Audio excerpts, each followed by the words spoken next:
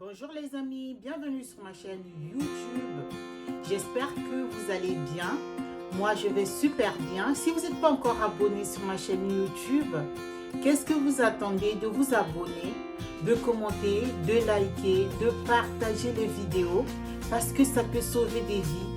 Si ta vie à toi elle est parfaite ou bien elle te convient telle qu'elle est, vous devrez savoir que il y a des épreuves parfois qui peuvent chambouler notre vie quotidienne, la vie de notre famille, la vie de nos enfants.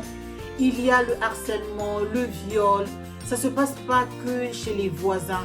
Ce ne sont pas les autres qui sont dans le pétrin. Aujourd'hui, je vais parler de notre santé mentale, du couple face aux épreuves de la vie. Un couple que je suis sur les réseaux sociaux, ce sont des Américains. Ils ont leur chaîne YouTube. Et aujourd'hui, après 5 enfants, la dame, après 5 enfants, c'est une jeune fille. Après 5 enfants, son 6e enfant a un syndrome de Down. La caractéristique d'un enfant qui a un syndrome de Down, ça se voit par les traits de la face. C'est-à-dire que cet enfant-là ne va pas grandir comme les autres du point de vue physique, du point de vue moteur, c'est-à-dire que il va être différent de ses autres enfants. Quand j'ai vu ce couple, je ne connais pas, hein, je les vois bien sur les réseaux sociaux, et je me suis dit, qu'est-ce qui se passe d'abord dans leur couple, monsieur et madame, hormis les enfants? Parce que les enfants, on a beau être émerveillés par la grossesse, par les émotions que ce bébé va nous procurer sur le plan physique, sur le plan intellectuel, sur le plan moral. Il y a aussi des aléas qu'on appelle la réalité de la vie. Je ne sais pas, mais je crois que la dame ne savait pas que son enfant devrait naître avec un syndrome de Down. Parce qu'il n'en a pas parlé dans les précédentes vidéos. Et donc la dame, elle montre sa vie quotidienne d'une maman qui a plusieurs enfants. Et son 6e enfant est sorti avec le syndrome, ce fameux syndrome de Down. Donc c'est vraiment un enfant qui sera différent des autres, comme je viens de le dire. Et comment est-ce qu'on s'y affronte? Quand on est en Occident, on a toute une famille médicale qui sera derrière toi avec ton enfant. Quand je dis toi, c'est d'abord la femme qui est confrontée. Et le mari, on ne doit pas le laisser en dehors de cela. Même si ce n'est pas le mari qui porte la grossesse, mais il sera présent, il doit être présent. Toutes les décisions que la femme va prendre par rapport au bébé, parfois on peut être égoïste, parfois la femme peut être égoïste, mais d'une manière intentionnelle. Parfois, il oublie que ce travail, on doit le faire à deux, c'est-à-dire le couple, monsieur et madame. On ne va pas d'abord introduire les autres enfants qui sont déjà nés, qui sont. Ces enfants-là s'introduiront d'une manière naturelle parce que c'est leur frère. Ils ne vont pas connaître que leur petit frère ou bien leur petite soeur a le syndrome de Down ou bien a un handicap qui sera vraiment flagrant. C'est-à-dire qu'on verra sur le plan physique les traits caractéristiques du physique, surtout au niveau du visage, que leur petit frère ne sera pas comme eux. Et donc, au fur et à mesure, il faut se préparer. Et on ne se prépare pas au moment où que tu as l'enfant ou bien au moment où tu es en grossesse, qu'on va te dire que ton enfant va sortir ou bien va être confronté à un handicap. Il faut se préparer bien en avant. Quand je dis se préparer, c'est sur le plan santé mentale. Je parle aussi, pas seulement de la femme qui va être enceinte, mais du couple, vous deux. Parce que c'est vous deux qui vont être des parents. C'est vous deux à qui, quand un enfant est malade, il n'y a pas que la maman. Il n'y a pas que le papa. C'est vous deux. À moins que le papa déserte, à moins que la maman déserte. Mais tant que vous êtes ensemble, tant que vous êtes en couple, vous devrez confronter tous les problèmes. Je dis bien tout. Même un petit bobo, papa doit savoir que comment est-ce qu'on peut aider son fils quand il y a un petit bobo. On peut commencer par un petit bobo et ça devient un grand problème, un problème sanitaire. D'abord, on a la famille médicale, c'est-à-dire il y a des médecins, il y a des spécialistes, des psychomotriciens qui vont s'occuper de cet enfant-là parce qu'il n'aura pas la même tonacité, c'est-à-dire le temps, la tonacité, c'est quoi? Ses muscles ne seront pas ils seront un peu fragiles, il aura un retard sur le plan intellectuel. Quand je parle du retard, ça dépend, c'est indépendamment des enfants. Mais il y aura quand même un retard sur le plan intellectuel parce que ces enfants-là, le plus souvent, ne laissent pas aussi à terme de la grossesse. C'est très important de connaître aussi. Et puis, il y aura un suivi médical, il y aura le suivi psychologique de la maman, du papa, de tous les enfants, donc de la fratrie et de cet enfant d'une manière spécifique par rapport à son syndrome. Ce n'est pas une maladie ou bien quelque chose qui va être contaminé, c'est-à-dire que ça ne va pas se contaminer. On doit se préparer aussi par le regard des autres. Ça commence d'abord le regard dans la même famille. Les tantes, les oncles, les cousins éloignés, comme on dit, les cousins germains, les frères, les demi-frères. Toutes ces personnes-là vont se poser la question. Et cela dépend du continent, de la culture. Là, je parle d'une famille qui est aux États-Unis. Je ne le regarde que par YouTube par rapport à leur vie de famille qu'elles ont. Mais il y a aussi, on peut parler maintenant de notre cas de nous qui sommes africains. Comment est-ce que on se prépare quand on a une situation pareille? Ça peut être une petite maladie. Par exemple, quelques années plus tard, on te dit que cet enfant, il est autiste, il a une maladie qui va faire que votre enfant puisse convulser, puisse avoir des soins médicaux spécifiques. C'est très lourd, d'abord pour vous en tant que famille, c'est-à-dire papa, maman et les autres enfants. Et quand le regard des autres membres de la famille s'y imprègne encore, c'est encore beaucoup plus difficile, surtout quand il n'y a pas la tolérance, surtout quand il y a une certaine... il y a une analyse un peu erronée, hein, parce que beaucoup de gens viendront dire que si cela vous arrive, c'est parce que c'est le karma. Si cela vous arrive, allez voir les pasteurs qui vont prier pour vous, pour que cet enfant-là soit normal.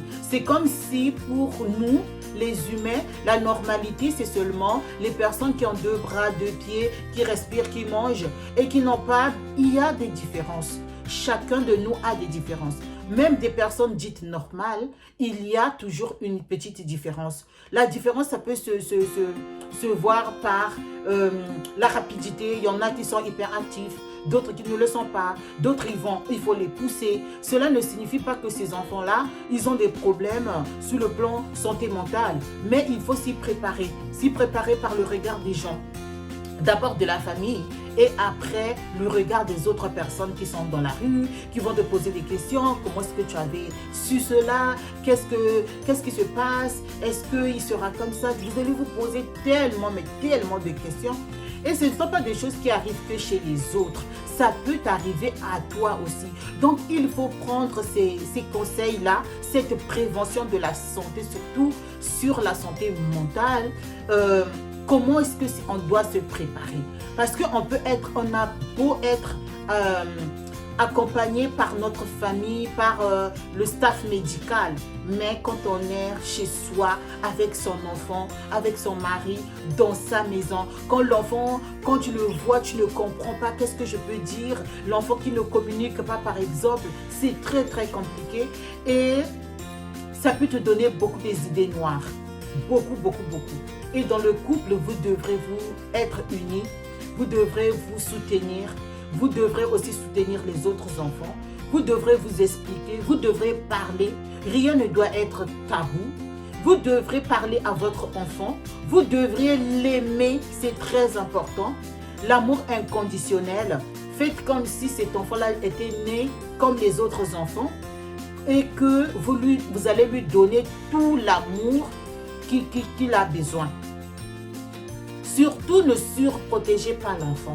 C'est-à-dire, la surprotection, c'est quoi? C'est, ah non, non, non, je ne vais pas sortir. Vous allez limiter, par exemple, les sorties parce que vous avez peur qu'on puisse vous indexer. Acceptez aussi que les autres personnes ignorantes vous indexent, se moquent de vous. Malheureusement, il y a même des gens dans la même famille qui peuvent se moquer de vous, d'une manière parfois explicite ou implicite. Donc, c'est à vous d'assimiler tout cela, mais ne le gardez pas en vous. Ayez votre propre psychologue pour pouvoir aller déposer toute votre peine, tous vos chagrins, toutes vos questions, vos questionnements, vos problématiques. Si vous vous chamaillez avec votre conjoint, ça peut être le père de votre enfant ou bien le beau-père. Ayez ce courage-là d'en parler après, les points négatifs et positifs, surtout d'avancer. Ne restez pas sur le même point. Si je savais, n'ayez pas le regret en disant si je savais que cet enfant-là allait être comme ça, j'allais faire ceci. Comme on n'y est plus, c'est déjà passé, ce n'est plus la peine de repartir en arrière. Ce n'est plus la peine de dire si je savais. Vous ne le saviez pas. Alors, avançons. Avançons avec le retard de votre enfant, le retard psychologique, sur le plan moteur, sur le plan intellectuel. Tout ce que l'enfant va présenter, aidez cet enfant-là du mieux que vous pouvez. Et si vous êtes trop chargé par des émotions, allez-y dire ça à un professionnel. Un professionnel qui va vous suivre une fois le mois pour pouvoir vous libérer. Là, je suis en train de parler des enfants qui ont des problèmes de santé, des problèmes sanitaires. Mais ça peut aussi être des enfants qui sont des enfants normaux plutôt, mais qui sont hyperactifs. Quand tu dis, par exemple, ton enfant, il est trop intelligent. Ça peut aussi partir dans tous les sens. Ça peut aussi être parce que toi-même, tu es dépassé par des émotions, parce que tu as 2 ou 3 ou un enfant, et tu es dépassé par cet enfant-là. Le dépassement, ça ne signifie pas qu'il y a toujours un problème. Le problème, ça peut être vous. Parce que vous étiez seul, ou bien vous étiez qu'en couple, vous deux seulement. Et une fois que vous avez un enfant, tout est bouleversé. Donc, vous pouvez subir, par exemple, après la naissance de votre enfant. C'est-à-dire que vous êtes dans une dépression post-natale. Et il faut en parler, il faut en discuter, d'abord en couple et après chercher de l'aide pour pouvoir vous décompresser. C'est important. La solution ne viendra pas en vous droguant, elle ne viendra pas en vous refermant ou à vous séparer avec votre conjoint. Ce n'est pas ça qui va faire de vous une personne qui va trouver la solution, mais la solution sera entre les mains d'autres personnes. C'est-à-dire que vous êtes comme un relais. Vous êtes le point de départ. Donnez votre situation à une autre personne. C'est une personne de bonne moralité, qui a une positivité, qui va vous relever parce que vous êtes par terre, qui va vous pousser à aller de l'avant et vous allez voir que vous allez vous adapter à la situation. Il y aura toujours des moments où vous serez dans le down, c'est-à-dire dans le bas, mais vous saviez que même si je suis dans le bas, je vais remonter cette pente et j'arriverai là-haut. Si vous pensez que toute seule, vous ne pouvez pas le faire, ou bien en couple, vous ne pouvez pas le faire, demandez de l'aide. C'est très important. Ne dites pas juste que ça va passer, ça ne passe pas comme ça. Avec de l'aide, vous allez voir que ça va un peu apaiser vos angoisses. Certaines questions que vous avez, on peut vous les donner la réponse, on peut vous donner des réponses sans pour autant les solutionner. Mais quand vous avez des informations, c'est vous qui allez faire votre propre analyse et vous allez voir que tout ira bien. Merci beaucoup les amis, soyez connectez, abonnez-vous, donnez-moi de la force, regardez les vidéos, partagez-les parce que ça peut sauver. Je vous fais des gros bisous, muchísimas gracias a todos. Merci mille fois. Au revoir.